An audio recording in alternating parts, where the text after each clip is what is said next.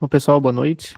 Vamos aqui começar a aula de BCO, Base da Cultura Ocidental. Tá? Acabamos de finalizar a aula de Linguística 1. Tá? Eu imagino que vocês sejam calouros, pelo menos alguns, a maioria. Essa aula vai ficar gravada, tá? O ao vivo é gratuito, tá? Esse semestre todo vai ser gratuito. Eu quero buscar fazer toda semana, na terça, no mesmo horário, certo? E as gravações, né, ficarão na plataforma. Para quem quiser, as gravações são R$ 35. Aí você tem acesso a tudo, tá? Essa primeira aula aqui é uma introdução. Irei explicar quem eu sou e irei já começar a falar das primeiras aulas de BCO, tá bom? Então, o que acontece? Boa noite, pessoal. A Mariana, Matheus, Adriana, Camille, Yasmin. Então, o que acontece? Eu já faço essas aulas, né, de BCO, Linguística 1, Linguística 2, desde que eu entrei. Tá? Eu sou veterano de vocês de letras aqui na UF, pelo CEDERJ também, tá bom? Eu também tenho contato com o pessoal do presencial, então tem algumas pessoas, às vezes, que são do presencial que entra, né, nessas aulas também. E eu tenho 32 anos, né, apesar de eu não ter barba nem nada, eu tenho 32, já estou na minha segunda carreira, tá? Eu já tenho a carreira de letras, já de mais de 10 anos, de letras não, de cinema, e eu vim trocando, né, vindo para essa carreira de letras como professor. Tá bom? Meu nome é Derek, e eu também sou bolsista, né, professor bolsista do pré-vestibular lá da UF, Niterói, né, de forma presencial e online. Então, assim, eu moro perto da UF Niterói, então eu tenho esse acesso lá, então eu consegui ser aprovado na bolsa para ser professor ali do pré-vestibular de redação, entendeu? Então aqui estou me apresentando, né, deixa eu só compartilhar aqui, isso é um site principal que eu costumo divulgar essas minhas aulas, né, tanto acesse aulas ao vivo e gravadas, linguística, português e redação, né, temos aqui um vídeo que eu explico, temos as questões aqui que eu explico de como né, como é que são as aulas, ok? Falando um pouco mais de mim, falando da minha carreira com cinema, antes, né, de vir para letras, tem aqui uma foto, ó, da minha turma lá da UF pré-vestibular, né, da turma presencial, né, uma foto aqui também lá em Niterói. Temos aqui os comentários, porque eu já faço essas aulas além de eu fazer aula de redação, né, e português para os pré-vestibulandos, também dou esse reforço aí para os universitários, desde que eu entrei. Então, começou ali com os áudios no WhatsApp, então começou depois com um grupo, e aí depois eu fui aumentando, fui gravando vídeo, eu comecei com Linguística 1, aí o pessoal pediu de BCO também, entendeu? Então tem uns comentários aqui que o pessoal falou que foi útil as aulas, então quem quiser acessar esse site aqui para ver com mais com calma, quiser conhecer, pode conhecer. Eu acho que assim, eu sou bastante curioso, eu sempre clico em tudo. Tem uns comentários bem legais aqui que o pessoal falou que ajudou. Então, no caso, tem vários valores aqui de várias coisas que eu faço, tá? Eu dou aula de redação para pré-vestibular, dou aula também para quem quer ser corretor, professor de redação, que é o meu trabalho principal hoje em dia, é dar aula de redação, tá bom? Eu tenho aula de Linguística 1, Linguística 2 e BCO, né, que é a base da cultura ocidental, que é aqui para os universitários. Então, às vezes aparece gente de várias universidades e do presencial também. Tem um combo aqui de 20% dos três, né?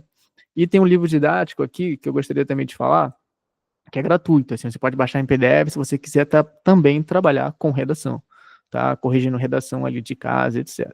Tá, então tem várias coisas aqui que eu queria mais mostrar, é realmente uma introdução dessa primeira aula, para você saber, né, quem sou eu, quem é essa pessoa que está falando aqui toda semana com vocês, tá bom? E, como eu falei, eu percebi que alguns de vocês não estavam na live agora que eu fiz de Linguística 1, então eu gostaria de falar algumas coisas que eu acho que todo calouro deveria saber, tá bom? Entrando na Universidade de Letras nessa questão. Vocês do agente, né, agente do semipresencial, né, aqui pelo CEDERJ, né, a gente é aluno da UF, tá, mas pelo semipresencial. A gente tem todo o direito a todas as questões ali do presencial também. No meu caso, a gente é do semipresencial, né, tem todo o direito. Então, tanto que eu sou a prova disso, que eu consegui uma bolsa, uma vaga só, concorrendo com o pessoal do presencial, consegui essa bolsa para ser professor ali do pré-vestibular próprio da UF.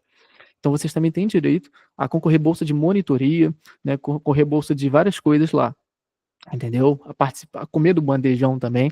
Só que tem essa questão, né, de que, né, o CEDERJ ele atinge outros lugares, né, além ali de Niterói, então muitas pessoas não estão perto ali da questão. Vocês podem participar também das aulas presenciais, se vocês puderem, querem tirar um dia de ficar ali em Niterói, almoçar no bandejão. Se quiser marcar comigo por aí também, tranquilo. Vocês podem participar das aulas presenciais também. Vocês falam com o professor, olha, eu sou aluno aqui pelo CEDERJ, da UF também, quero participar como ouvinte. A maioria vai deixar, né? A maioria, assim, nunca vi ninguém não deixar. Eu vivo fazendo isso, eu vivo lá na UF, participando das aulas como ouvinte, entendeu? Participo ali da questão da monitoria, só que acontece, o pessoal do presencial tem acesso a muita coisa, na questão de, né, que eles já estão lá. Eles saem da aula do professor e eles vão para a aula do lado, na sala do lado, e já participa da monitoria, né, com um aluno que ganhou uma bolsa como monitor. Aqui a gente, pelo CEDES, não tem isso, entendeu? Então, isso é uma coisa que eu gostaria de muito de ter, né? Eu ainda sou, né, aluno aqui pela UF, pelo CEDES, então eu gostaria muito de ter essas monitorias, essas coisas. Então, no começo, essa foi a intenção, né? Porque eu percebi que o pessoal estava pedindo para fazer, então eu fazia, ajudava, eu comecei com monitoria, como monitor, e eu gostaria que o CERED tivesse essa questão, tivesse mais bolsas aqui para monitoria. É claro que todo mundo do CERED pode ser monitor lá também, mas eu gostaria que tivesse também mais à distância, né? Pela essa distância do CEDED, que ele abrange outras pessoas, outros municípios, né? Outra coisa, né, que vocês podem participar, claro, é as tutorias, que eu recomendo bastante, tutorias nos polos. Só que, de novo, a tutoria é muito bom. Só que, de novo, às vezes, as tutorias são sábados para os calouros, né? Na verdade, no meu polo, eu sou de Paracambi. E mesmo, assim, eu sou do Rio, na verdade, mas o meu polo é de Paracambi. E aí eu participo ali, né, da UF, de Niterói, mas as tutorias, elas, geralmente, de Paracambi, geralmente são no sábado, tá? Em Paracambi é sábado, nos outros polos não sei, mas acontece sábado. E, sinceramente, a maioria das pessoas que fazem, por exemplo, a faculdade pelo CEDES, é porque trabalha, tem outras coisas para fazer. Até o pessoal do presencial também trabalha, né, faz coisas para fazer, mas a gente, às vezes, não tem tempo para participar das tutorias de forma presencial. É por isso que, muitas vezes, a gente escolhe, né, fazer a faculdade semipresencial, entendeu? Por causa dessa questão de tempo, temos outros trabalhos, né? E esse foi o motivo que eu entrei por aqui também, entendeu? Então, o que acontece? Depois do primeiro período, as tutorias vão ser durante a semana, no geral, né, de forma presencial ali nos polos. Então fica muito complicado durante a semana de noite. Então vai ficando mais complicado ainda participar das tutorias. E depois do quarto semestre não tem mais tutoria. Acho que depois do quinto, se não me engano. Então quer dizer, muitas pessoas falando assim, olha, e o tutor no geral, ele não dá aula, né? Ele está ali para tirar dúvidas. Alguns tutores dão aula, se você fazer muitas perguntas, eles acabam entrando nas aulas. Mas muitos, no geral, estão ali para tirar dúvidas. Então, essas aulas que eu faço aqui, né, que eu gravo, etc., elas são nada mais, nada menos do que o que eu gostaria que tivesse, né, esse suporte. Algumas disciplinas possuem esse suporte, tá, da UF aqui pelo C10. Outras não, mas depende do professor. Então, vocês vão ver aqui, Linguística 1, Linguística 2, BCO, eles não têm muita live. Língua portuguesa instrumental, a professora Eveline, se ela ainda tiver como tutora, ela faz live na primeira, segunda semana, se não me engano, e lives durante a semana das provas, entendeu? E isso é muito interessante, né? Algumas disciplinas têm essa questão. Português 1, a professora Ilana, ela também faz live, ela tem muito vídeo gravado, então, quer dizer, tem disciplina que tem muito esse suporte. Agora, BCO, de vez em quando tem algumas lives, não vou negar. Mas BCO, Linguística 1, Linguística 2, muitas vezes não tem esses vídeos, essas aulas, um pouco assim como que eu quero fazer, tá? E é por isso que eu comecei a fazer essa questão aqui, entendeu? E eu faço dessas disciplinas que mais tem essa demanda, né, dessa necessidade. Então, língua portuguesa instrumental eu não faço, porque a professora Eveline já faz muito bem. Português 1 também não faço. Aí tem outros que eu quero adicionar, mas também é muita disciplina para fazer também. Eu tentei me limitar aqui com Linguística 1, Linguística 2 e BCO, tá bom? Então, vamos começar aqui nessa questão. Se vocês tiverem dúvida, né, como é que vai funcionar, vocês podem falar, podem mandar no chat, não tem problema. Eu terminei agora a Linguística 1, certo? E tudo vai ficar gravado lá na plataforma para quem quiser pagar os 35, tá? Só que sei lá, eu pensei bem, e essa primeira aula, tanto de BCO quanto de Linguística 1, eu vou colocar no YouTube, tá bom? Para dar um acesso um pouco maior ali, porque acabou que primeira parte da aula, né, como eu falei aqui, foi quase uma introdução para os calouros, né? Eu expliquei muita coisa básica, tá? Vocês têm direito, né? Todos nós temos direito também, mesmo sendo do semipresencial, temos direito também à questão de questão de bolsa, tá? Em questão de monitoria. Não, é R$ 35 pagamento único, tá? R$ 35 você tem acesso a todas as gravações para o semestre inteiro, entendeu? para 7 meses, você tem acesso ao semestre inteiro, para todas as gravações dos outros semestres também, tá? Que eu gravei, tem mais de 10 horas gravadas já prontas, e aí eu vou gravar também essas lives. Aí o pagamento não é mensal, é de uma vez só. E aí o que acontece? Você tem acesso à bolsa, tá? Você tem acesso também a TCC. O TCC, né, é opcional para alunos tanto no presencial quanto para a gente. Você não precisa do TCC para se formar, você só precisa fazer disciplinas e as horas complementares, que são 200 horas complementares. Essas horas você conclui elas com atividades, né, palestras, cursos. Esses cursos precisam ser feitos por universidade. Então, quer dizer, você fez um curso de 20 horas, já liquida ali 20 horas das 200 que você precisa para se formar, entendeu? Agora, o TCC, né, com o trabalho de conclusão de curso, que é uma pesquisa que você faz, você é opcional. Agora, se você fizer, você já liquida ali as 200 horas da atividade complementar, entendeu? Então, às vezes é interessante para a pessoa, por quê? O TCC, ele é um artigo, né, que você faz, e se você quiser seguir carreira acadêmica, fazer um mestrado, né, fazer um doutorado, você ganha mais ponto. Concurso também, se você tiver um TCC, você, na verdade, minto, mestrado você ganha mais ponto no concurso. E o TCC te dá chance de entrar mais fácil no mestrado, entendeu? Então, quer dizer, é opcional para quem é interessante, né, para quem vai seguir carreira acadêmica.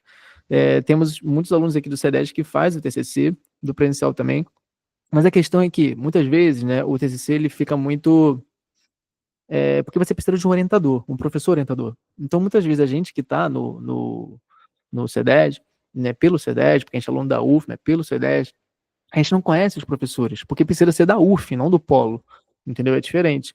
Então, precisa ser da UF. Então, quando a gente não conhece ele, muitas vezes eles escolhem, né, um aluno que eles têm mais proximidade, entendeu? Claro que tem toda uma seleção ali, mas acaba que eles conhecem um aluno realmente todo dia que eles vêm ali, a gente não acaba não vendo o professor, e tem essa preferência que a gente sente no dia a dia. Entendeu? Até das bolsas, entendeu? Então, quer dizer, essa questão de ter conseguido a bolsa do pré-vestibular foi uma coisa muito legal, porque estava concorrendo com o pessoal do presencial, mesmo conhecendo, entende? Mas todo mundo tem esse acesso. O que o pessoal faz aqui é enviar e-mail para os professores, falando assim, olha, eu quero fazer um TCC, um trabalho de conclusão de curso. Entendeu? Você apresenta a sua proposta, vocês vão ver isso mais para frente. Mas eu gosto de deixar isso claro que isso é possível, tá? Você conversar com os professores no e-mail, tá? Você pode participar também de grupos de pesquisa, grupos de estudos. Tem eventos presenciais na UF que vocês podem ir, conhecer os professores presenciais. Foi assim que eu comecei a ir para lá. E esses professores, eles têm grupo de estudo. Grupo de estudo também você vai conhecendo os alunos do presencial, vai criando um network, né, vai criando uma comunidade, vai participando de grupo de estudos, o professor te conhece. Então, quer dizer, dependendo da monitoria, dependendo da extensão, né, do grupo de extensão que você fizer, o professor pode ver que pode gostar de você e fala assim, poxa, eu quero fazer uma extensão com fulano de tal, com você, entendeu? O encontro é semanal na UF, ok, com você ele fala, não, vai ser agora à distância, toda semana a gente vai se encontrar e vai fazer atividade. Então isso é muito possível. Tem muita gente aqui que eu conheço pelo CEDES que participa de grupo de estudo. Tem a Marcela, tem a Maiara que participa do grupo de estudo, tem a Gabriela que faz o TCC, então quer dizer, todas essas questões ali de extensão, de monitoria, a gente também tem acesso, como os presenciais também, tá bom? Então fiquem atentos nessas questões. Então vamos lá, vamos começar a questão do BCO. Quando acabar aqui, né, todas essas aulas hoje, o Google vai carregar a gravação e eu vou colocar no YouTube essa primeira aula, tá? Só para realmente expandir um pouco mais. E eu vou pedir para vocês compartilharem com seus amigos, para todo mundo conhecer nessa questão, tá bom? Lá na plataforma tem uns áudios. Então muita gente me falou no semestre passado que estuda escutando os áudios antes das provas, entendeu? Isso às vezes refresca um pouco antes de começar as provas ali presenciais, entendeu? Então essa é uma dica aí que o pessoal disse que faz. E aí você tá no carro, tá no trem, tá escutando o áudio como se fosse um podcast, que eu gravo o vídeo e faço também o áudio, entendeu? Na verdade, eu vou até passar aqui, deixa eu ver, essa primeira página aqui é só para falar que as coisas que eu faço lá, né? Tem o vídeo, tem áudio, tem exercícios que eu faço, vídeo de questões, eu analiso provas, tiro dúvidas, entendeu? Na live também eu vou tirar dúvida a partir de agora, tem certificado, e tem um aplicativo de celular, tá bom? Então tem várias coisas lá, e a gente vai fazer essas aulas, né, gratuitas, ao vivo também, vocês podem participar. Agora, tem um grupo do WhatsApp também, que é um grupo do WhatsApp para mim postar, é um grupo diferente daqueles que provavelmente vocês viram, que é um grupo que só meu, né, que eu vou postar ali os links, vou postar no grupo também, só que o grupo meu fica um pouco mais filtrado, né, as conversas não ficam muitas conversas, então os links ficam mais fáceis de ser acessados, tá bom? Então eu postei no chat de vocês ali o link, se vocês quiserem entrar no grupo do WhatsApp, que eu posto os links, ok? Então vamos lá. Existe um cronograma que vocês precisam seguir, que está na plataforma. Tá? Os professores gravam não, eles fazem um cronograma para vocês todo semestre. Tá? Como eu falei que não tem essas aulas, né, o foco das aulas pelo CEDERJ é no livro didático. Então é muita leitura. Tá? Muita leitura do livro didático, e às vezes tem algumas aulas que alguns professores abrem ali uma live ou alguns vídeos, dependendo da disciplina. Mas o foco é o livro didático. E é dividido em aulas, né? Eu chamo aqui de módulos, mas é só para diferenciar, mas é a mesma coisa. Desse curso aqui de BCO, é a mesma correspondência ali. Módulo 1 é aula 1, entendeu? Existe um cronograma que os professores escrevem, fala assim, ó, na primeira semana estude a aula 1 e 2, segunda semana estuda a aula 3, e aí vocês vão seguindo, que é o recomendado pelos professores, para vocês poderem fazer a prova. Quando chega na AD, né, que é a avaliação à distância, e tem a P, que é a avaliação presencial, eles falam, olha, na prova vai cair da aula 1 ao 4, entendeu? Então tem essa questão. Aqui, né, nas lives, eu irei buscar acompanhar esse cronograma, entendeu? Já que vai ser toda semana, mas é claro que eu vou muitas vezes voltar, né, já que é uma aula mais interativa, vocês podem perguntar, podem abrir a voz para falar, se quiser, entendeu? Como tem essa interação, muitas vezes eu vou revisar alguns conteúdos, você pode dizer, pô, não entendi muita coisa que você falou antes, entendeu? Agora, uma coisa que eu gostaria de adiantar é que é o seguinte, BCO é muito denso, é muito conteúdo para ler, tá bom? E eu, como veterano, já vou te adiantar que grande parte que está no livro didático não cai na prova, tá bom? Isso é uma coisa que o professor que a gente tem, né, o Alonso, ele fez um material didático e ele fala muito conteúdo, muito interessante, muita coisa, só que nem tudo que está ali é muito denso, né? Nem tudo cai nas provas no geral.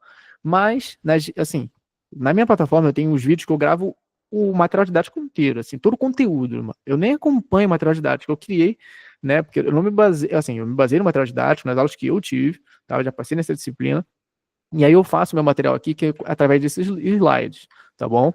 Tento destacar alguns assuntos ali para preparar você para a prova. Mas eu falo de toda a questão que tem ali, mas nem tudo cai.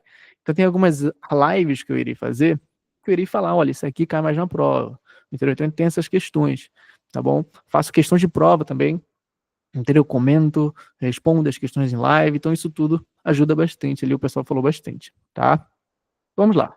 Depois dessa introdução, que eu acho que é muito importante para quem está entrando, né, falar bastante informação, né, iremos entrar agora na aula de BCO, né, Bases da Cultura Ocidental.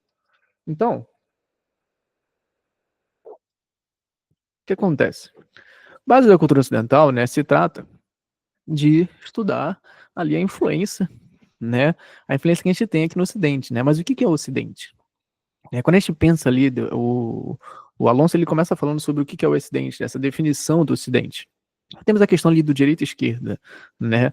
Então, o Oriente é tudo que está na direita, né? O Ocidente é tudo que está na esquerda, mas dependendo do seu ponto de vista, de onde você está, né, no planeta, a sua direita pode ser, né, o seu lado ali do oriental pode ser totalmente diferente ali do que a gente realmente entende de Ocidente e Oriente. Entendeu? Então, no geral, Ocidente e Oriente se trata de influências culturais, entendeu? Então, temos ali o Ocidente como a questão de referências culturais da Grécia, ali da Europa, entendeu? Então, quando falamos de Ocidente, falamos dessa influência.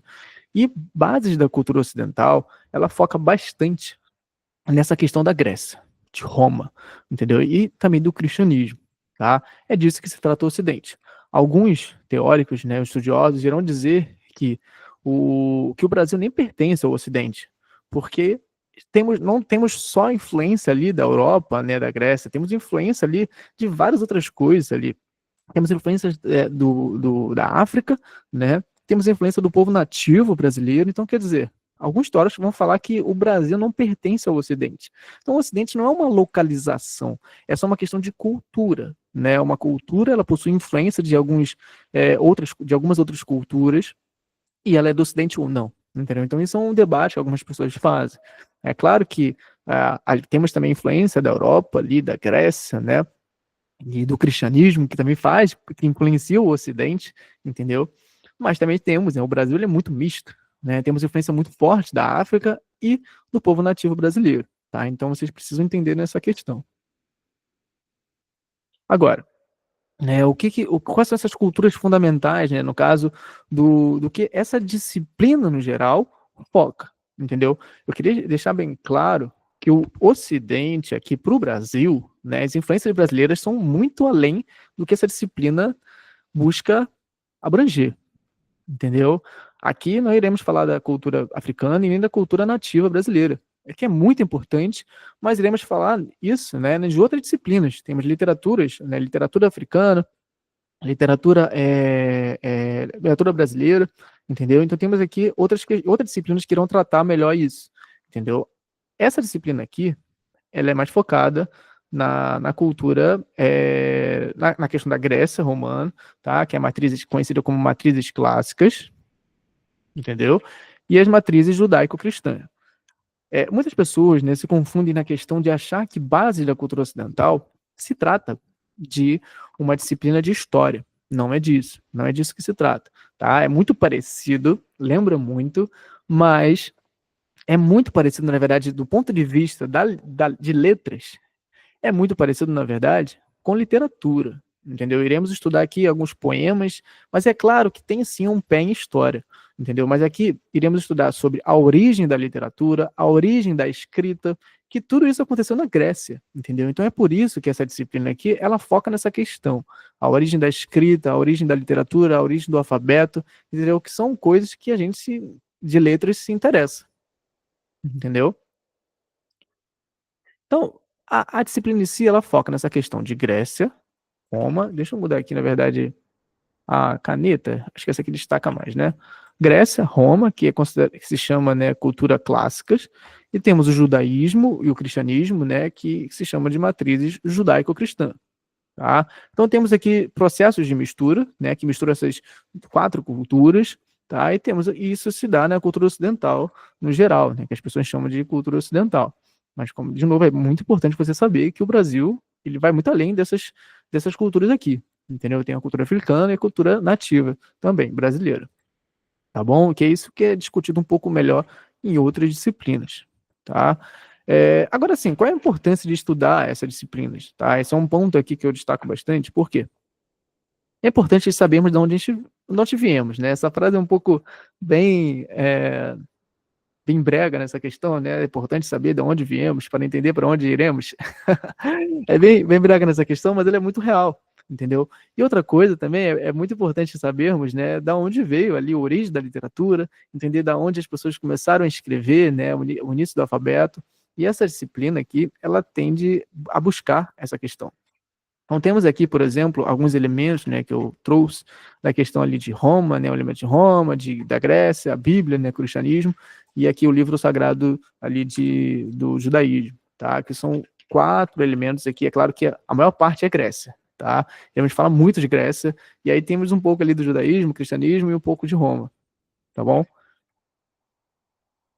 Agora, uma coisa muito importante que todo estudante de letras começa a discutir, é um assunto polêmico, né? É a questão do anacronismo, tá? O anacronismo é um problemão, assim, assim, é um assunto que o pessoal discute nos grupos, entendeu do que é, fala que anacronismo, na verdade, é racismo, né? E, então, quer dizer, tem várias questões aqui do anacronismo, que eu irei te falar, né? Irei buscar, né? Tá gravando, não tá? Botei para gravar tudo certo. Tá. Irei buscar te dar, né, a resposta que o professor quer que você escreva, mas eu espero que você tenha uma opinião crítica e reflexiva sobre o que é o anacronismo para você. Tá? Você precisa ter essa opinião crítica dessa questão de se você concorda ou não, entendeu?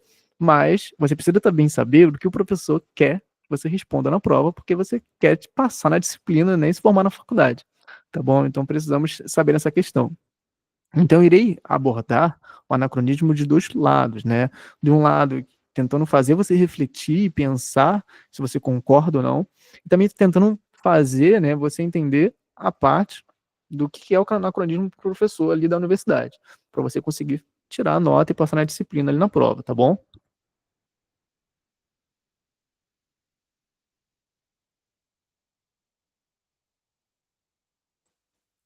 Então vamos lá. O que acontece? O anacronismo nada mais é do que uma afirmação de que não podemos julgar o passado com as lentes do presente. Entendeu? Por quê? Porque o passado, o povo, né, a sociedade de um passado, de uma cultura do passado, ela é de um jeito e ela possui uma cultura, ela possui um viés, ela possui uma lente, né, de contato, uma visão diferente da cultura que temos atualmente, entendeu? Então não podemos julgá-los. É igual, por exemplo, é muito parecido com o português, né? O português ele chega no Brasil, ele olha os índios e eles falam assim, olha, que pô, eles não sabem nem o que é um espelho, mas não tem nada a ver, né? Como é que eles vão chegar e julgar, né, uma cultura e achar que ela, por exemplo, é inferior só porque elas não conhecem o espelho? Isso tá. Nessa questão aqui, não é anacronismo, mas é um exemplo que eu gosto bastante de trazer para você ter essa questão. O anacronismo é você julgar o passado, uma sociedade do passado distante. Por que tem que ser distante? Porque é uma cultura distante, entendeu? Que não tem contato com a sua cultura presente, tá? Julgar o passado com as lentes da sua cultura. Entendeu? Então, quer dizer, quando eu trago ali o exemplo do português, que é uma coisa que nem tem nas aulas da universidade, mas eu gosto de trazer, não é um anacronismo, porque Portugal ali, né, quando veio no Brasil, era o mesmo, não era um tempo passado, e anacronismo se trata disso, de você olhar para o passado, questão de linha temporal, porém, né, dá para entender essa questão de culturas diferentes que não têm contato, possuem lentes, né, de contato diferentes. Então, quando, por exemplo, um português chega para um indígena brasileiro e pensa, por exemplo, que ele é inferior porque ele não entende os conceitos e a cultura portuguesa, isso poderia ser anacronismo, entende? Agora, falando realmente da definição do que é o anacronismo, se trata realmente da linha temporal. Então, se a gente chega, por exemplo, para a Grécia, entendeu? A gente olha para a Grécia e pensa que assim, olha, eles faziam coisas lá e isso é meio estranho, né? Os professores, em Roma, vamos lá. Roma, os professores eram escravos.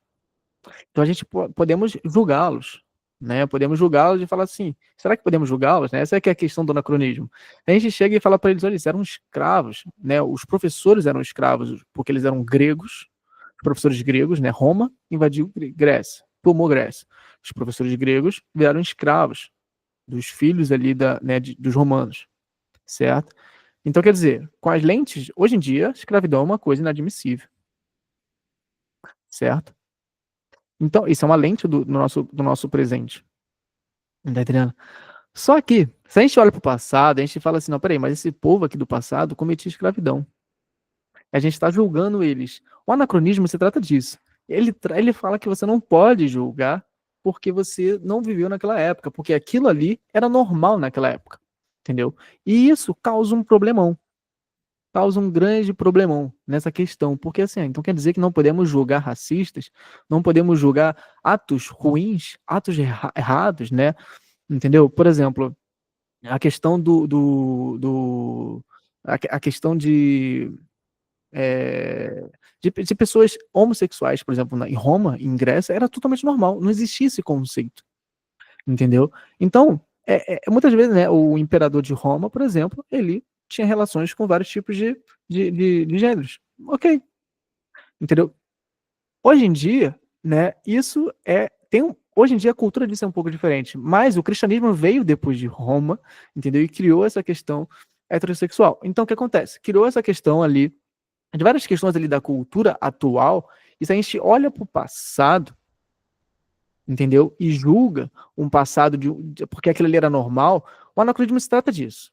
Tá? O anacronismo é isso, você olha para o passado e você julga o passado porque ele possui uma cultura diferente da sua. Então o professor ele vai querer que você responda isso, entendeu? Ele vai querer que você responda isso, que você não pode julgar o passado porque a cultura do passado é diferente da sua. O professor vai querer que você responda isso, entendeu?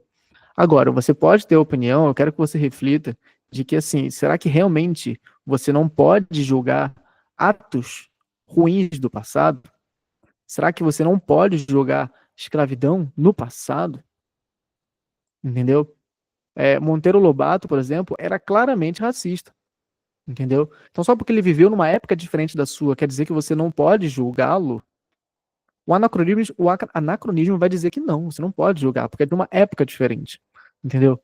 Então, o professor ele vai pedir que você responda que você não pode julgar o passado com as lentes do presente. Mas eu gostaria que você, como agora universitário, refletisse se você concorda com o anacronismo ou não, tá? Se é certo ou não você criticar, julgar o passado com as lentes do passado. Será que coisas que aconteceram no passado realmente seria como eu não pudesse julgar Hitler? Seria muito parecido com isso. Assim, só que o anacronismo ele sempre gira em torno de algo muito distante, entendeu?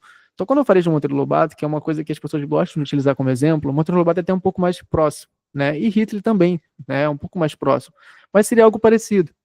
É parecido de você julgar um ato ruim, né, do passado, um ato, né, que a gente hoje em dia considera como ruim, e a gente fala assim, não, a gente não pode julgar, porque o pessoal daquela época lá entendia as coisas diferentes, não sei o quê, entendeu? O anacronismo é isso. Só que o anacronismo ele funciona melhor, né, quando é muito distante. Então, geralmente, quando a gente vai falar do anacronismo, a gente fala mais da Grécia, entendeu? Mas a lógica é a mesma, tá, Adriana? É muito parecido de você falar assim, olha, não posso julgar ali atos de Hitler, por exemplo, porque era uma época diferente. Mas a sociedade de Hitler, apesar de ser diferente, distante da nossa, não é tão distante assim, entendeu? A cultura, apesar de ter evoluído bastante com a tecnologia, a internet, ainda é uma cultura muito próxima ainda de nós, entendeu? Então a gente pode julgar assim. O anacronismo ele funciona mais quando é mais distante, entendeu? Mas essa lógica é a mesma coisa. Tá? É a questão de culturas diferentes. Se um povo do passado possui uma cultura diferente, não podemos julgá-los do presente. Né? Não podemos julgá-los com a lente do presente. E isso é o que o professor quer que você responda na prova. Tá bom? Agora, você pode ter sua opinião, refletir se é certo ou não o anacronismo, se você concorda ou não nessa questão. A Mariana falou assim, ó, nesse caso, em questão de prova, a gente não pode julgar nada no anacronismo. Então, o anacronismo é o ato de você julgar o passado com as lentes do presente, entendeu? O anacronismo é exatamente isso, o ato de você julgar o passado. O professor, as provas de IBCO, eles são assim, eles vão te perguntar as definições. O que é anacronismo? E às vezes ele vai pedir para você um exemplo, entendeu? Então, você não cite, por exemplo, exemplos próximos, como Hitler, como Monteiro Lobato, tá? Porque são questões, né? Sempre figuras que as pessoas utilizam ali para falar sobre anacronismo. Mas fale, né? Cite, por exemplo, a Grécia, tá? Nessa questão de que era comum, por exemplo, a escravidão na Grécia. Era super comum, tá? Então, o anacronismo vai falar que a gente não pode julgá-los porque eles têm uma cultura diferente, tá bom? Então, não é questão de, na prova, olha só, você falou assim, nesse caso, em questão de prova, a gente não pode julgar nada no anacronismo. O anacronismo é o ato de que você não pode julgar, é o ato de julgar algo com a lente do seu presente, da sua cultura presente, entendeu? Poderia citar, a Adriela falou assim, poderia citar sobre os portugueses com os indígenas? Então, eu falei dos portugueses indígenas porque não se trata de um anacronismo, porque o anacronismo ele tem a ver com linha temporal, tá bom? Então, os portugueses ali, quando vieram no Brasil e encontraram os indígenas, era a mesma linha temporal. Então, não é um exemplo que se encaixa, tá? Mas eu gosto de explicar porque é quase que um falso anacronismo. Por quê? O anacronismo não gira em torno de você julgar uma cultura que é diferente da sua, com as suas lentes, né? Jogar uma cultura a partir das suas lentes. Os portugueses, eles, apesar de ser uma linha temporal muito próxima, né? A cultura era totalmente diferente e assim, isolada, né? Então, quer dizer, eu gosto de dar esse exemplo, entendeu? Dos portugueses que chegam, por exemplo, no Brasil, olham para os indígenas e começam a julgá-los porque eles estão pelados, né? Eles estão sem roupas, né? Ou porque eles não sabem o que é um espelho, entendeu? Mas eles não podem julgar porque a cultura é totalmente diferente, né? Então, nesse conceito, é até meio, faz sentido, realmente eles não podem julgar porque a cultura é diferente, entendeu? Mas eles também não estavam fazendo nada errado, entendeu? Agora, existem muitos povos, né, que fazem sacrifícios humanos. Essa que é a questão, entendeu? Então, quer dizer, será que, sei lá, tinha alguns indígenas que faziam sacrifício humano? Eu não sei. Na Europa também muita gente morria ali decapitada. Entende? Então, quer dizer, tem algumas questões. O anacronismo, no geral, eu dei vários exemplos aqui, tá? O anacronismo, ele é isso. É você julgar o passado, uma linha temporal, com as lentes do seu presente, lentes da sua cultura, tá bom? E a prova, sinceramente, vai cair anacronismo. Sempre cai. Todo semestre cai essa pergunta. Por isso que eu tô falando bastante aqui, entendeu? E é uma das coisas que todo mundo começa a discutir, né? Porque as pessoas falam, não, então quer dizer que eu não posso julgar atos racistas do passado, entendeu? Não, você pode ter sua opinião, entendeu? Mas a definição de anacronismo é isso. Entendeu? É essa a diferença que você precisa saber. Você quer passar na prova da faculdade, você precisa responder desse jeito ali. Senão o professor vai. Porque esse é o conceito de anacronismo. Agora, se você concorda, não é outra coisa. Essa que é a questão. Entendeu? Outra coisa. Vamos supor que o povo da Grécia, a sociedade da Grécia, eles tivessem um acesso. Vamos supor que aparecesse para eles um portal ali que eles conseguissem ver nossos tempos atuais, nossa cultura atual. O que vai acontecer? Eles iam ver nossa cultura e falar assim, caraca, eles são bem tão diferentes, né? Uma coisa muito comum lá que eles tinham era o acesso à música, o ensino musical. Todo mundo estudava música. Era muito comum e assim acessível para todo mundo. Então eles poderiam olhar para a gente e julgar a gente. Falar assim, eles nem estudam música, a maioria da população não conhece música. Eles poderiam julgar a gente, achar que a gente é inferior nessa questão. Tá entendendo? Mas você não conhecer música não é um ato ruim, né? Pode ser uma crítica da sociedade, falar assim, ah, não, a sociedade deles não incentiva essa questão, mas não é um ato ruim, por exemplo, como escravidão, entendeu? Então, quer dizer, tem a sua opinião, tá? Como agora é universitário, do que se você concorda ou não com o anacronismo, mas na prova é isso. O anacronismo é o ato de julgar o passado, uma cultura diferente do passado, com as lentes do seu presente, da sua cultura, tá bom? E se você for trazer um exemplo, como geralmente acontece, como geralmente pede, fale, por exemplo, da cultura da Grécia, que é diferente da cultura dos tempos atuais. Tá? Isso é uma ótima dica para vocês. Tá bom? Aí temos o módulo 2, que eu iria começar. Se eu não me engano, o cronograma fala do módulo 2 também, né, na primeira semana. Mas se eu não falar, eu já vou fazer aqui uma certa introdução e a gente vai abordando um pouco mais. Tá? Um pouco mais nas próximas aulas, mas se não me engano, o cronograma também fala ali da primeira semana ter essas questões. Eu vou acompanhar o cronograma, mas é claro que um pouco próximo ali. No geral, sinceramente, nem todo mundo acompanha o cronograma, tá? A gente acompanha, é muito importante o calor acompanhar, porque o começo, gente, o começo é muito difícil por causa para se adequar, para entender como é que é o ritmo do estudo, principalmente a distância, né, ali pelo livro. Então é muito importante buscar seguir o cronograma, mas sinceramente muita gente não segue. Eu mesmo, assim, às vezes a gente começa a estudar muito próximo da prova, como super normal. Mas busque começar a seguir o cronograma porque é a coisa mais importante. E essas aulas aqui eu acho que vão seguir para realmente ter esse suporte para vocês, tá bom? Então vamos lá. Homero.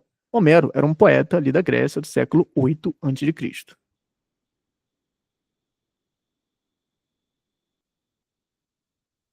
Uma coisa que a gente discute bastante em BCO é Homero, tá? E é por isso que eu falo que BCO se trata de uma disciplina que é muito próximo de literatura. É claro que é muito próximo também de história, mas para a gente aqui o mais importante é a parte literária. A origem da literatura, a origem da escrita, tá? E Homero é muito importante para o início da literatura, entendeu? Homero é um poeta, né, ali da século 8 a.C., da Grécia, só que não sabemos quem é Homero, tá? Não sabemos, não existe uma figura, uma comprovação de que o Homero realmente existiu, entendeu? Não sabemos se Homero, na verdade, é um grupo de pessoas, entendeu? E já começa com essa informação. Você vai saber, olha só. Aqui no módulo 1 eu falei da importância, né, das culturas, falei ali das culturas, né, Grécia, Roma, judaísmo, cristianismo, do Ocidente, ok, anacronismo. Agora no módulo 2 iremos falar de Homero, né? Então Homero, ele é um poeta que ele fez umas obras, né, o nome delas é Ilíade e Odisseia, tá? E os poemas épicos é chamado de epopeia. Tá? Então, se você usar essas palavras, né, o poema épico é a mesma coisa que epopeia. Então, o que é isso? Ilíade É uma obra de Troia, tá? Troia é uma cidade ali da Grécia, tá? Então Homero, ele escreveu um poema, certo? Enorme ali. Aí, de novo, a gente não sabe se Homero é uma pessoa ou é um grupo de pessoas. Eu vou explicar o porquê a gente acha isso. E ele escreveu ali uma obra chamada Ilíade, tá? Que conta a história ali da Grécia, né? Muitos já devem ter assistido o filme ali, Troia. Minto, né? Ilíade conta a história de Troia. E Odisseia é a história continuação, é como se fosse a segunda temporada. Porque você começa ali com, a história, com o filme de Troia, né? Com a história de Troia, a guerra, né? De Troia, né? Dos gregos ali contra, né, os troianos. E ali, e continuando, né, você tem a Odisseia, porque aí você tem o Odisseu, né, que é um cavaleiro, um guerreiro, né, que participou ali da guerra, e ele volta para a terra natal dele. E essa volta, né, esse retorno dele para a terra natal, para a família dele, demora 10 anos. Ele fica 10 anos aí perambulando aí para chegar em casa. E aí, o nome dele é Odisseu, tá? E é a história de Odisseia, que é praticamente uma segunda temporada dessa mesma história aqui, entendeu? Como se fosse um segundo filme, alguma coisa assim. Eu gosto de sempre de fazer essa comparação. E, né, os poemas de Homero, né, se trata exatamente de poemas épicos. Os poemas épicos, né, a gente vai entrar um pouco mais em detalhes. Irei entrar em detalhes sobre Ilíade, sobre Odisseia, irei falar mais de Homero, tá? Isso aqui é uma introdução. E irei falar mais também sobre poemas épicos. Poemas épicos, né, são poemas que falam sobre os deuses, sobre os heróis gregos, né, os deuses gregos. É disso que se trata, poemas épicos, são aventuras épicas, entendeu? E Homero escrevia poemas épicos, tá? Isso aqui é literatura, tá bom? E epopeia é a mesma coisa que poema épico. Então, assim, você precisa na sua prova escrever, muitas vezes, não repetir algumas palavras. Então, ao invés de, se você já escreveu poema épico, e você quer repetir essa palavra mais depois, escreva epopeia, tá? Que é uma variação ali, um sinônimo, que é a mesma coisa, tá bom? Aí o que acontece? Uma característica muito importante que você precisa, assim, é a base dessa disciplina, é você entender que a Grécia era uma cultura oral, predominantemente oral. O que isso quer dizer? Não existia escrita, não existia alfabeto, entendeu? A cultura era oral. As pessoas, né, falavam ali, tudo era de forma oral, era oralidade, tá bom? Isso é uma coisa mais importante que você precisa entender. Não existia alfabeto, não existia escrito. Eu estou falando ali no século 8 a.C. Aedo são as pessoas, né, essas figuras que ficavam, por exemplo, nas praças, né, falando os poemas épicos de Homero, entendeu? E aí você pensa, peraí, Homero, os poemas épicos de Homero é o início da literatura? A Grécia é o início da literatura? Ok, mas então quer dizer que a literatura não tinha texto? Não tinha alfabeto? Mas o que é literatura? Né? A gente pensa que muitas vezes na disciplina de literatura, teoria da literatura, você vai se aprofundar nisso, do que é literatura. Mas você tem que entender que a literatura não é escrita, não é texto, tá? Primeiro que texto, na verdade, sim, texto, ele pode ter duas modalidades. Ele pode ser texto escrito, né, como texto oral. O texto ele tem duas modalidades, entendeu? O texto não é só algo escrito. O que eu estou falando aqui é um texto. E isso é uma das primeiras coisas também que você aprende na Universidade de Letras, tá? A fala também é um texto, só que é uma modalidade diferente, não é uma modalidade escrita, entendeu? Então aí começa já. A literatura, o início da literatura no Ocidente, não se trata de livros, de romances, de poemas escritos, né? São poemas homéricos, olha só essa palavra, que eram passados, né, em praças, né, em grupos ali de forma oral. É disso que se trata a origem da literatura ocidental. Tá entendendo? Então você precisa entender que mais para frente, né, vieram ali o alfabeto grego, né, que deu início ali à escrita. E aí eu vou falar também sobre Aristóteles, né, que ele comenta sobre a vinda da escrita, porque mudou a sociedade. E a vinda da escrita ali na Grécia, ela é muito próximo, né, esse fenômeno da vinda da escrita é muito parecido com a vinda, por exemplo, da internet dos tempos atuais, com os celulares e smartphones. Então é um assunto muito interessante que a gente vai abordar um pouco mais, tá bom? Então, ok. Entendemos ali que a cultura na Grécia se trata, né, de uma cultura oral. As pessoas não escreviam, não existia poema, não existia escrito, não existia alfabeto, tá? Agora, irei explicar o porquê não existia alfabeto mais para frente, tá bom? Guarda essa informação. Milman Perry, né, ali nos Estados Unidos, ele começou, né, a estudar os poemas homéricos, tá bom? E ele começou a perceber, na verdade, algumas questões. Porque assim, os poemas homéricos são enormes. São diversos versos, assim, são muito versos. E como é que as pessoas gravavam isso? Como é que as pessoas decoravam aquilo e passavam aquilo, né, para as outras pessoas em praças? Como é que isso era guardado? Então isso é um fenômeno muito incrível, né? Como é que uma sociedade que não escrevia, que não tinha livros, como é que eles passavam conhecimento para o próximo? Entendeu? Então existia uma coisa que esse Milman Perry descobriu, que é chamado de estilo formular, tá? Que são fórmulas de composição oral. A prova pode te perguntar, o que é o estilo formular? Entendeu? Então, essas aulas aqui, gente, tem um pulo do gato, porque eu não sou o professor da universidade, então eu vou dar algumas dicas dessa questão. Sempre cai estilo formular, o que é estilo formular? Entendeu? Sempre cai sobre anacronismo, entendeu? Então, o que acontece? O que é o estilo formular? São fórmulas para facilitar a composição de um poema homérico, como também essa distribuição, né? Esse ato de você falar, né? Como eu disse, dos aedos, né? Que são as pessoas, né? É como se fossem os bardos, né? Que ficavam ali nas praças falando ali, né? De forma oral, passando o conteúdo, entendeu? Então, ok, esse estilo formular serve, são fórmulas para facilitar a composição oral, ok? Então, características desse estilo formular se trata de repetição, tá? Que são palavras que eram repetidas, que eram utilizados de forma repetida, tá? Versos eram repetidos, tá? Isso para facilitar. Então, quer dizer, eles repetiam algumas coisas para realmente facilitar. O que eles falaram no início, eles falam lá no meio, depois falam no final de novo, entendeu? Então, tinha algumas repetições de frases, de estrutura, eles mudavam algumas coisas só. Então, isso facilitava um pouco o ato de você decorar, entendeu?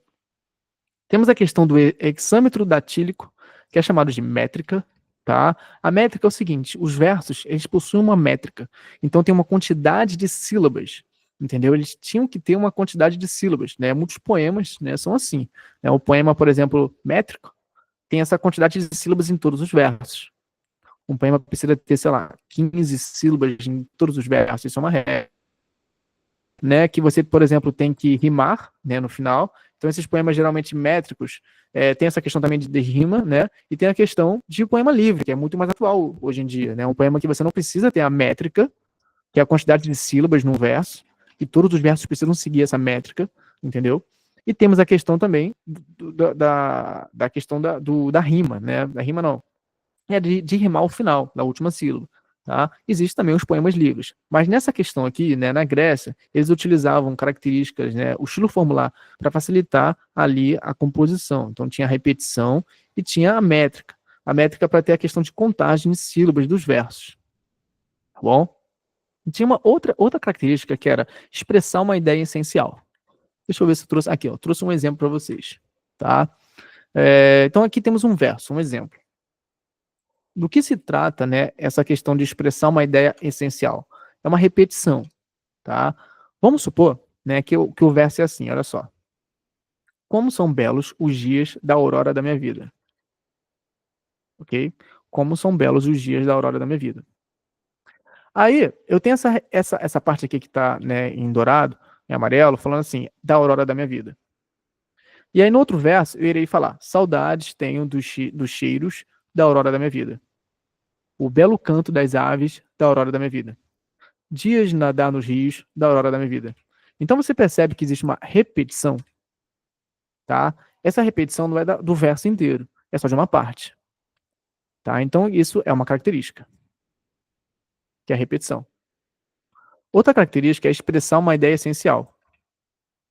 Então quando o leitor, né, o compositor, ele quer expressar uma ideia essencial num verso, ele já tem uma fórmula, já tem um verso ali, umas palavras já prontas, entendeu? Então quando, por exemplo, qual é a ideia essencial que o compositor quer passar aqui com essa palavra que ele repete? Da aurora da minha vida.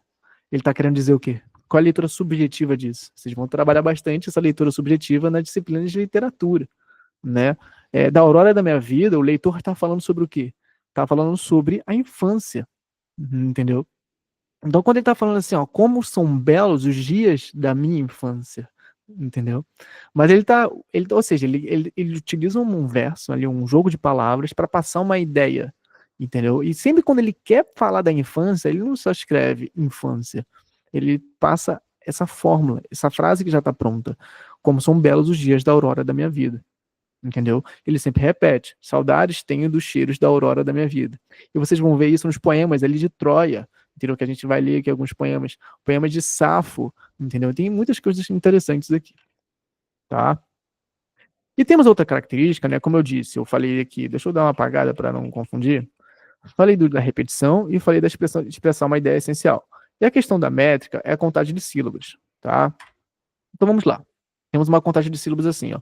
O belo canto das aves da aurora da minha vida, ok? Qual é a contagem de sílabas aqui? O belo canto das aves e continua, tá? Da aurora da minha vida. Só que existem algumas regras aqui para essa contagem. Quando você possui, por exemplo, uma vogal, do lado de uma vogal, a contagem é a mesma, entendeu? Porque olha só, 1, 2, 3, 4, 5, 6, 7, 8, 9, 10, 11, 12, 13, 14, 15. São 15 sílabas. Sílabas métricas. Não são sílabas realmente reais. São chamadas de sílabas métricas. Tá? Por quê? Porque as vogais, quando elas estão assim, sem ter uma consoante no meio, elas são contadas como uma sílaba só. Tá bom? Então, isso é uma questão mais difícil que poderia cair. É claro que pode cair, ele vai tentar te explicar o que é uma métrica num poema, entendeu? Mas se trata realmente da contagem de sílabas, tá? E as sílabas ali, elas são contadas como uma sílaba só quando você possui duas vogais, uma junto das outras, né? Sem uma consoante no meio.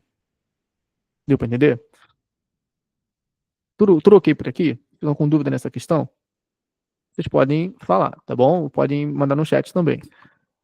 Então, temos essa questão aqui de contagem de sílabas. Sílabas métricas se trata realmente de algumas regrinhas diferentes da contagem de sílaba de uma frase normal. Tá? Como eu falei ali das vogais. Agora, a Ilíade, né, que é a história de Troia, ela tem 16 mil versos. Entendeu? Então, quer dizer, essa fórmula que o meu Império descobriu, ela se trata exatamente de facilitar. Imagina você compor, né, um poema, né, em 16 mil versos, né, desses versos que a gente tem aqui, imagina, você compôs 16 mil versos. E não tinha 15 sílabas, às vezes tinham mais que 15 sílabas, entendeu? Além disso, não só você compor isso aqui, mas imagina você realmente, não ser o compositor, mas você passar isso para depois, né, para outras pessoas numa praça, é muita dificuldade. Então é por isso que existem essas fórmulas aqui, nessas repetições, essa métrica, essa questão da ideia essencial, que é chamado de estilo formular, tá bom? Que é uma fórmula para facilitar uma composição oral, porque é uma sociedade que não possui escrita, entendeu? Então você precisa saber isso na ponta da língua, tá? Existe uma questão também chamada de ritmo nos poemas. O ritmo, né? Assim, as pessoas quando estão falando ali a questão dos poemas, né? Eles falam de forma ritmada, como acontece nas músicas. Esse ritmo serve também para as pessoas memorizarem os versos, tá? Então, o ritmo dos poemas também é um exemplo ali para facilitar a composição, tá? Deixa eu ver aqui, essa parte realmente é extensa. Tá, módulo 3. Olha só. Irei finalizar aqui, dar um pause e a gente continua na próxima aula, tá? Que eu irei falar sobre o alfabeto, tá bom? Que seria ainda do módulo 2, mas o módulo 2 é bem extenso. E a gente já está no limite que eu vou ir para a aula agora de Linguística 2, tá bom? E aí na próxima terça, irei continuar aqui abordando essa questão do módulo 2 para terminar ele. E a gente continua no módulo 3 e módulo 4, tá? Eu irei pegar também o cronograma de vocês para a gente acompanhar, né? Buscar acompanhar também nessa questão. Tá bom? Queria explicar um pouco mais com calma, não vale a pena eu explicar correndo, não. Ó. Irei falar sobre alfabeto grego-latino, irei falar sobre essa questão da escrita ali do início, do alfabeto, dos fenícios, entendeu? O impacto da escrita, a questão de fármaco, Sócrates, Platão, entendeu? Então, quer dizer, é muita coisa aqui, que é o finalzinho do módulo, que eu irei falar na próxima aula, e a gente continua para o 3 e o 4 também. tá? Então, assim, eu vou pedir para vocês compartilharem com seus amigos essa questão dos links das aulas. Tem um grupo do WhatsApp que eu irei postar, né, a questão. E eu espero muito que essas aulas sejam úteis para vocês, como foram para muita gente nos outros períodos, tá? Deixa eu postar aqui o link do grupo no chat para facilitar essa questão. O grupo do WhatsApp, tem aquele grupo lá que vocês provavelmente estão, né, o geral. Tem um grupo que é só sobre essas aulas aqui que eu estou publicando o link, que fica um pouco mais filtrado nessa questão. Tá bom, pessoal? E eu vou, olha só, eu sei que muitos daqui não viram, né? É claro que isso aqui vai estar na plataforma, mas eu vou disponibilizar essas primeiras aulas, né, de hoje e de linguística, linguística 1, vocês não estavam em linguística 1, se não me engano. Então eu vou colocar no YouTube só essa primeira aula mesmo, geral, para mesmo quem não conseguiu participar, dar essa olhada aqui na primeira aula, porque essa primeira aula acho que também foi muito introdutória na questão de assuntos, né, assuntos interessantes para calouros, né, saberem nessa questão, né, das bolsas, que eu falei no início. Então, acho que é interessante ter essa aula disponibilizada, né, geral, já falei aqui na live, mas disponibilizada gravada também, só para ter realmente essa introdução para os calouros, tá? E que bom que vocês gostaram também, tô vendo aqui no chat. Tá? Então a gente se vê, vou finalizar a aula agora, e a gente se encontra na aula que vem, né, na semana que vem. Daqui a pouco eu vou disponibilizar no grupo lá a aula gravada de Linguística 1, que vocês não viram que foi na hora passada, né, antes dessa, tá? E foi bastante legal, Linguística é muito legal também. E a gente vai se comunicando, tá? Então até mais, a gente fala semana que vem. E nos grupos por aí, do WhatsApp.